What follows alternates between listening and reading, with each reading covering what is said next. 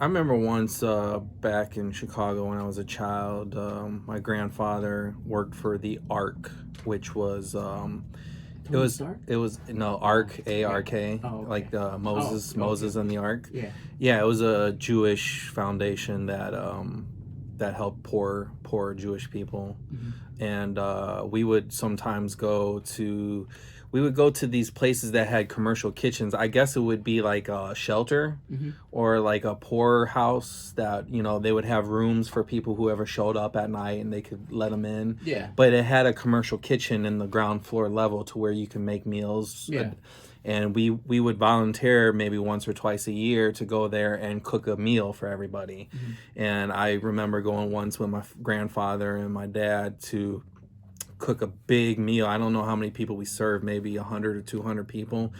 Hmm. We just went with the standard spaghetti because Yeah, yeah. that's how you feed a lot of people. Yeah, yeah. You get the big things of spaghetti sauce and then a lot You of can make it pasta. efficient. You can make bread's cheap, right? Yeah.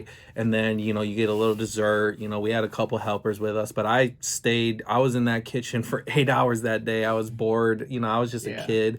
But I learned a lot just being there, and I want to give that experience to my son someday. Hmm. Go out and help, at a food shelter or food drive or a kitchen somewhere and Yeah. just make a meal, maybe try to do that once or twice, maybe more a year, Hmm. just to give back time. You don't have to always give back money. Right. You can give your time, Yeah. and you can, volunteer and do certain things like that. And do it more so, you could do it throughout the year. It doesn't necessarily have to be a holiday. Right. I think there's more than enough people in this area that volunteered during the holidays. Hmm. Because I looked up trying to volunteer during one of the holidays. They're like, we have so much help.